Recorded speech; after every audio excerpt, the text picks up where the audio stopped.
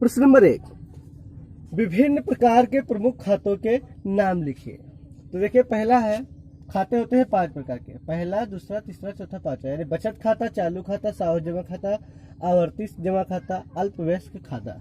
अब देखते हैं पांचों खाते होते क्या है। पहला तो लिखा है बचत खाता, जैसे इसका नाम है बचत, यानी बचत करने के लिए, बचत करने के प्रोत्साहित करने के लिए बैंक जो होती है कम पूंजी या मध्यम वर्ग की पूंजी वाले व्यक्तियों के लिए बचत को प्रोत्साहित करने के लिए ये खाता खोला जाता है।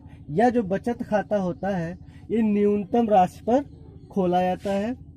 न्यूनतम राशि हम बैंक में हमको रखनी होती है और हमें जब ज़रूरत हो तब हम निकाल सकते हैं। और जो न्यूनतम राशि बैंक में जो जमा होती है उस पर बैंक हमें एक प्रकार से ब्याज देती है। क्या देती है? ब्याज देती है। जो न्यूनतम राशि हमारी बैंक में जमा होगी उस पर बैंक हमें ब्याज देती है और वो हमारे खाते में न्यूनतम राशि को रखकर हमारे खाते को संचालित करती है। नंबर दूसरा है चालू खाता। चालू खाता, जैसे इसका नाम है चालू, यानी हर टाइम चालू। और ये चालू खाता ज़्यादातर व्यापारी, पूंजीपत या फैक्ट्री या बड़े आदमी इसको रखते हैं। ये व्यापारी या पूंजीपत ये हमेशा चेक से लेन देन ज़्यादातर करते हैं। ये करंट अकाउंट मध्यम वर्ग के व्यक्तियों के लिए नहीं रखा जाता है। बचत खाते में, जैसे चालू खाते में एक दिन में आप कई बार जमा कर सकते हैं या निकाल सकते हैं। चालू खाते में, बचत खाते में क्या होता है, ब्याज मिलता है हमारी न्यूनतम राशि जो जमा होती है।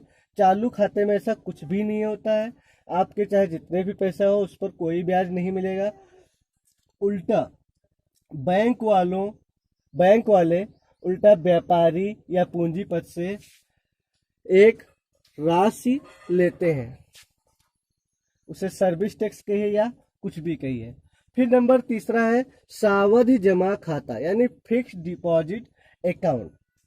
इसमें क्या होता है, कोई राशि 12 महीने से लगाकर 10 वर्ष तक जमा की जाती है।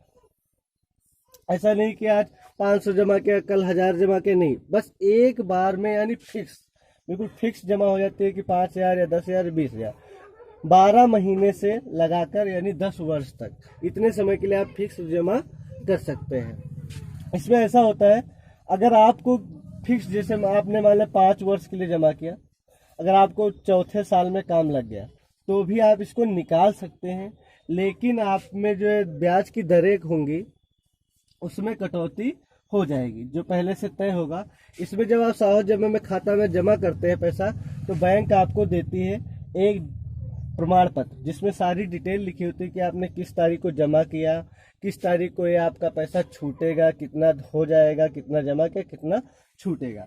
अब पॉइंट नंबर है 4, आवर्ती संचयी जमा खाता। ये खाता होता है संचयी, मतलब होता है संचय करना।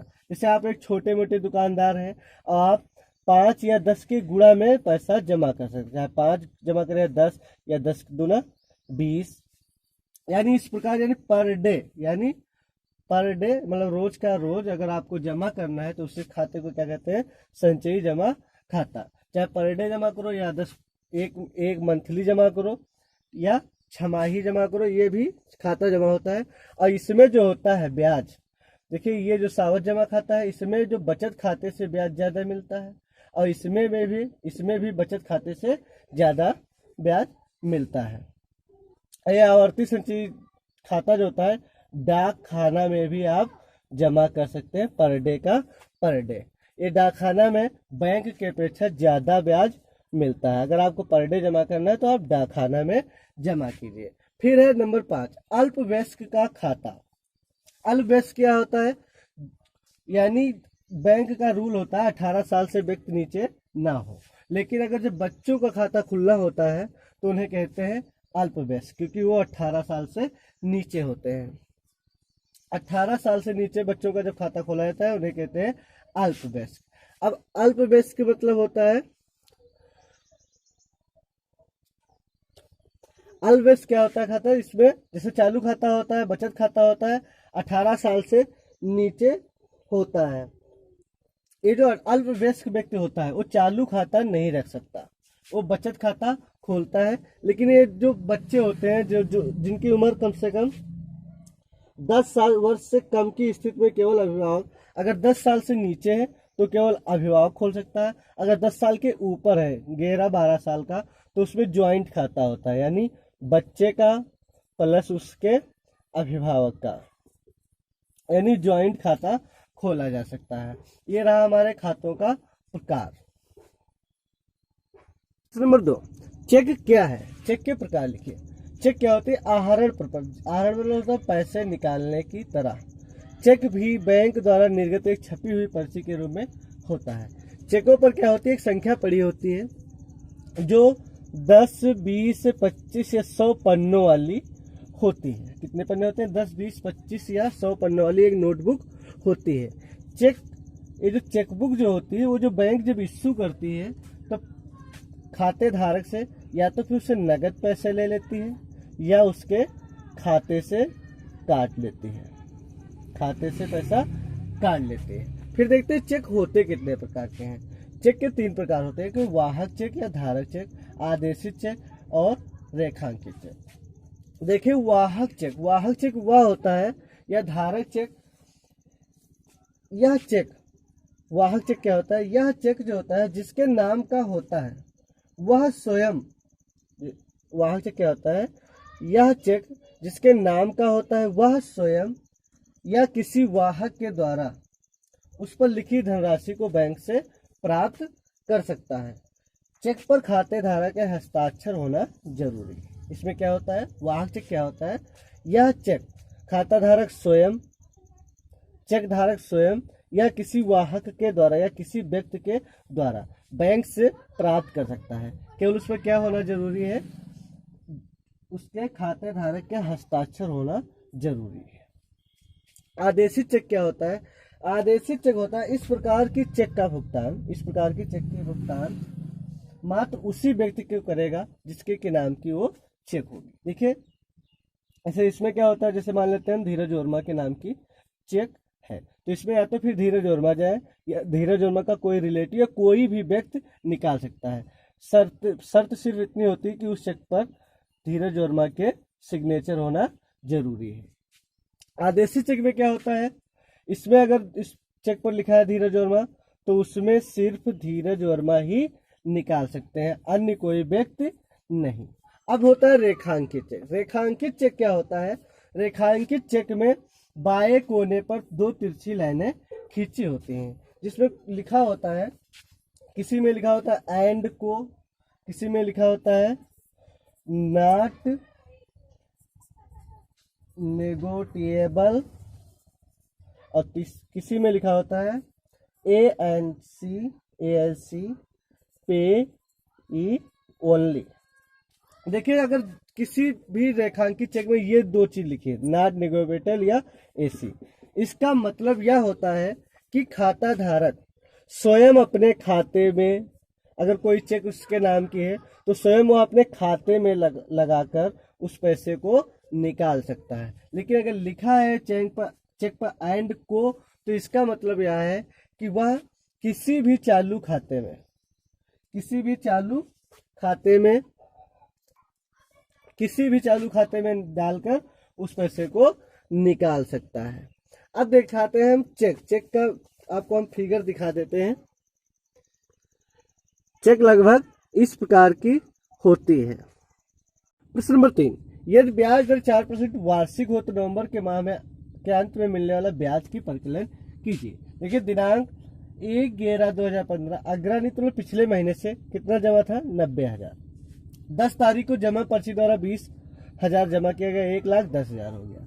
15/11/2015 को ATM द्वारा 7,000 निकाल लिया गया, 1,03,000 बचा। फिर 30/11/2015 को नकद 6,900 जमा किया गया, 1,09,900 हो गया। अब देखिए हमको जब इस महीने का हम ब्याज देखेंगे तो देखते हैं कि कितने पर मिलेगा। 90,000 की, 1,10,000 की, 1,03,000, 1,09,000। ये नवंबर माह की चारों प्रविष्टियां हैं।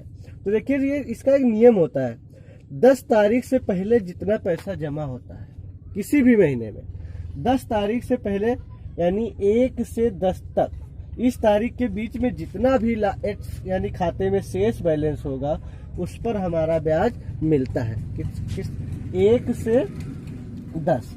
फिर क्या होता है, अगर हम 10 तारीख के बाद में कोई रकम उसमें से पैसा निकालते हैं जमा करते हैं, अगर कभी 10 तारीख से पहले जो पैसा जमा है उससे नीचे चला गया, जैसे यहाँ पर 90,000 लिखा है, यहाँ पर क्या किया 10,000 और जमा किया 1 लाख हो गया, यहाँ पर 20,000 निकालने या कम हो जाए तो कम राशि पर हमको मिलेगा। ये नहीं कि यहाँ पर 90,000 डाल दें फिर अगले दिन या 15 तारीख को हम पैसा निकाल लें फिर भी हमको 90,000 पर ही मिले, नहीं। एट लास्ट में देखा जाता है कि इसमें न्यूनतम राशि, देखिए अगर यहाँ सबसे न्यूनतम राशि पर हमको ब्याज मिलता है।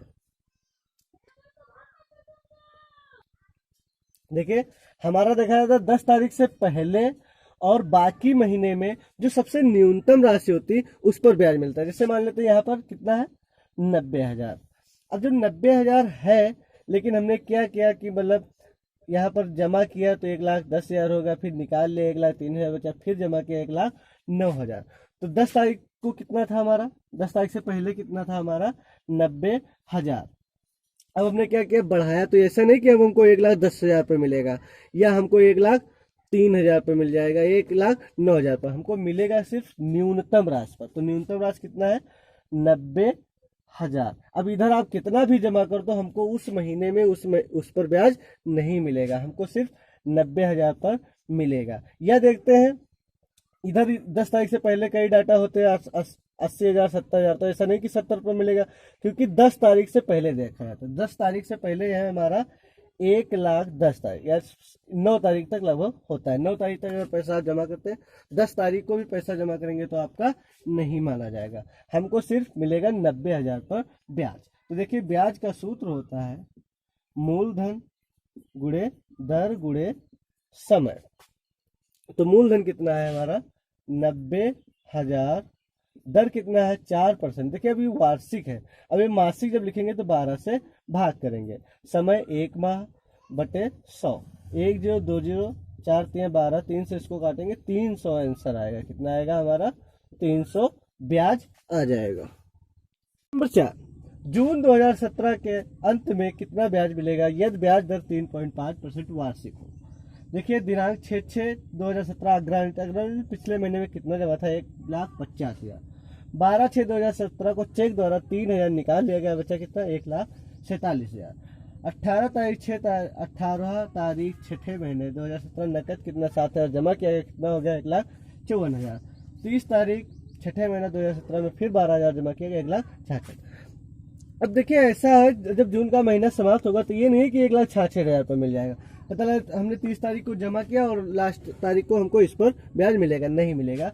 देखिए 10 तारीख से पहले जो पैसा जमा होता है उस पर ब्याज मिलता है, लेकिन तब जब 10 तारीख के पैसा जो जमा हो उससे न्यूनतम राशि ना जाए। जैसे 1,50,000 है, लेकिन पता लगा हमने 3,000 12 तारीख को निकाल लिया तो अब हमको ब्याज किस पर मिलेगा 1,47,000 पर ही मिलेगा। आगे आप चाहे जितना जमा कर दो उस महीने में हमको सिर्फ 1,47,000 पर ही ब्याज मिलेगा। ये ऐसा नहीं कि यहाँ पर 1.5 लाख जमा था, देखिए 6 तारीख को 1.5 लाख जमा था यानी 1,50,000 जमा था उस पर ब्याज मिलता, लेकिन कब फिर हमने क्या किया 3,000 निकाल लिया तो अब हमको अगर वो महीना उतने पर ही समाप्त हो तो कितने पर हमको ब्याज मिलता है 1,47,000 पर। अभी जो 7,000 12,000 हमने जमा किया है लेकिन इसका कोई महत्व नहीं माना जाएगा, उस महीने में हमको ब्याज मिलेगा सिर्फ 1,47,000 पर। यानी अगर 10 तारीख के बाद में हम डाटा देखते हैं तो उसमें जो सबसे न्यूनतम राशि होती है उस पर ब्याज मिलता है और 10 तारीख में जो भी राशि हो उस पर ब्याज मिलता है अगर उससे न्यूनतम राशि आगे ना आए। तो देखते हैं हमको मिलेगा 1,47,000 पर ब्याज। तो ब्याज का सूत्र लिखेंगे मूलधन गुणे दर। दर कितना है 3.5%। तो यह परसेंट जो है वार्षिक है तो हमको महीने का निकालना है तो 12 से भाग देंगे। समय बटे क्या होता है 100। तो देखिए पॉइंट हटाएंगे 1 0 और बढ़ जाएगा 1 2 3 1 2 3 0 कट जाएंगे। अब हम देखते हैं 3 से कट जाएगा, इसको 3 से काटेंगे 3 चक्कू 12 3 9 27, इसको 3 से काटेंगे कितना आ गया 4। अब 4935 की गुणा कर ले, तो इसकी जब हम गुणा करेंगे तो ये आ जाएगा हमारा 1725। उसको भाग देना है 4 से, 4 से जब भाग देंगे तो ये आ जाएगा हमारा 4 चक्कू 16, 4 चक्कू 16, 1 बचा 4 ते 12, 4 एकम 4, यानी 431.25 ये हमारा आंसर हो जाएगा। अभ्यास 12A बैंकिंग द एंड। दोस्तों अगर वीडियो अच्छा लगा हो तो चैनल को सब्सक्राइब करें तथा ये जो बेल आइकन का निशान है इसको जरूर प्रेस कर दें ताकि हमारे हर वीडियो आप तक पहुंच सके। धन्यवाद।